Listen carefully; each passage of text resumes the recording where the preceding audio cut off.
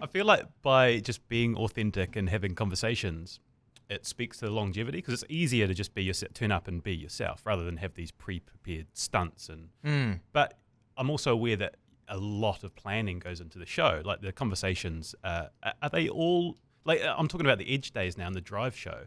Like, how structured was it? So, dude, it was a fucking mess. It was so much fun. It was chaos. Drive, you played like 2 or 3 songs in a row.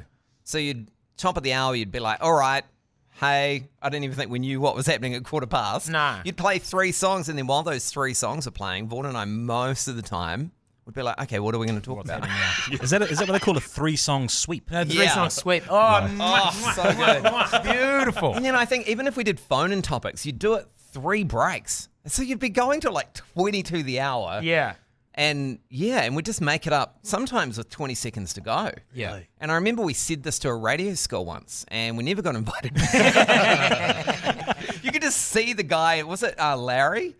Yeah, I think Larry you could Somerville. see Larry Somerville, who More FM days was at the back of the class, and you just saw his face just like, no, we're not inviting these assholes back. No. They're teaching the kids wrong things. Teaching them terrible habits. But breakfast, you certainly cannot fly by the seat of your pants. You have to, every break needs to be prepared. Yeah. Although in the end of the Drive days, we did have, they started like, because we didn't have a producer when we started. No. So we'd have to answer the phones, read, sort through everything. And then when did we get a producer? Maybe like 2010? Yeah. So maybe for the last That's like 6 years, you two are doing everything. Yeah. And I think even... And by you two, Fletcher's doing everything? Yeah, Fletch. Fletch panelled and everything. Correct. I dealt with the and if like it was literally like if someone wanted a prize, I'd have to be like, okay, Dave, what's your last name? Oh my God, thanks, yes. Dave. And your postal address, Dave? No, Dave, we don't send to PO boxes, Dave. If you could just hit me with an actual physical address. Yep, that will be fine, Dave. And a mobile number? Yep, no, that'll do. Yep. And it was just like that. We're on in 30 seconds. And I'd be like, there's 2 more people that need prizes. And so it was, so when the producer came, it was a lot more like, palm that off. But your shows didn't really have, I think breakfast shows might have had one producer if they were lucky. Yeah, who was often the newsreader as well. Yeah. New hot guy. New hot guy, Mark Peart. Very good friend of mine now, actually. Yeah, really one of the most legendary men in broadcasting with the patience of a saint. But yeah, they started to kind of take the show seriously. And then when we got producers at planning and you'd have a prep grid, and so you knew what every break was. And but then it was a safety net more than a guideline in those days. When you reflect on those 9 years at the Edge, like, was it like, how quickly did the snowball build? Like, was it after year 1 or year 2 where they started to get a real attention and like ratings went up? I'd say later. Like, yeah, it was definitely towards the end. Yeah. Which was again when we were kind of left to our own devices. And yeah, it was later in the piece. There was a couple of like, there was 1 year. Was it in the same year? We got Africa to number 1 in the charts. Yeah. Toto's Africa. And that was literally like an on the spot. We should do that. Literally, the idea developed on air.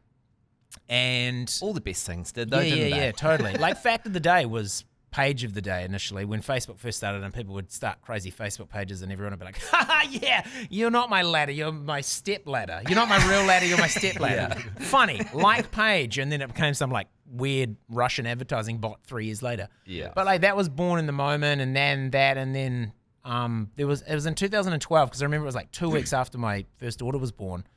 I was real tired, and I was like, I found this thing, and it's this guy's entire text conversation with this girl. It's amazing. Yeah, what crazy sounds like was what he loaded up as, and I acted it out, and we were like, it's 8 minutes, it's so long, but we did it live. Yeah. I read it to Fletch, he's like, it's great, it's long. I was like, I don't know, and the boss is like, it's 8 minutes, it's too long, and I was like, I don't know, it just feels right. And then I listened to the whole 8 minutes again yesterday. Yeah, it's great. Yeah, it's so good. It was, but then again, would you do that nowadays? I reckon it still plays. I think it still plays. When I listen to it, it pops up on my Facebook memories of when it was like going crazy. And I listened to it a couple of years ago, and I was like, oh God, like now knowing, what we know about mental health and everything, I was like, is it everybody's pointing and laughing at the girl who's not been given a straight answer, You know, what was that like from her side of things? I don't want to poo-poo on our own bloody biggest piece of audio that's ever gone viral online, but now I can listen to it and I'm like, oh man, I wonder. But even attention spans now, like, would people give it the attention now? Well, yeah. I did, but maybe I'm cut from a different cloth. True. Old school. Long But that piece of audio, that gave us listeners from all over the world. around was the that world. through Reddit? Did it go on Reddit? Is Yeah. that where it caught fire? SoundCloud as well. You can still find it, by the way, listeners. We it's can still link on it in there. SoundCloud. It's, This is what is This it? is what crazy This is what crazy Yeah. sounds like. This is what crazy sounds like was the audio And Kevin. version. I'm still friends with Kevin on Facebook. He's married now. Oh, He's Really? married. Is that the guy? Yeah. yeah. Wow. Yeah. Wow. Yeah, we tracked him down and talked to him, and- and he was just like, wow, okay. So you were able to track that because it blew up internationally, you were able to hook the international listeners? Well, we just started hearing from people. Like, they'd message in. Yeah, well, and we did have a podcast at that stage. It wasn't an everyday full show podcast. It was it a just secret bits of show? the show. Is it the secret show? No. Okay. No. No, No. I don't think. What's the secret show? Well, it's a a very secret secret show. show. It's so secret. I shouldn't We have said haven't even that. heard It of was it. just different Fletch and Vaughan, mustn't First it? rule of secret show is you never talk about secret show. We'll cut that bit out. Yeah, cut that. The Toto Africa thing I really strongly remember, and I don't know, obviously you already had a big audience at that point, but being able to mobilize an audience to do something must have been quite a feeling of, oh, wow, what else can we do? It's crazy. It wasn't streaming. It was that people were paying $1.99 to download Toto's Africa. And yeah, I think it started... Which in those days was a lot of money. A lot of money. You had to listen to that thing 1,000 times to get your values worth. But I think it was because we were doing, after we started getting international listeners, we were doing a podcast segment where we would read out messages from people. Where are you listening in the world?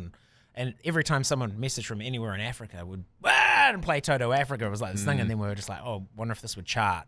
And then, that was just one of those things that stupidly in the moment happened. And it kind of took off. Did they change the rules as a result of it? Yes, they did. They changed it because it was radio play and purchases. Now, that could be physical or digital.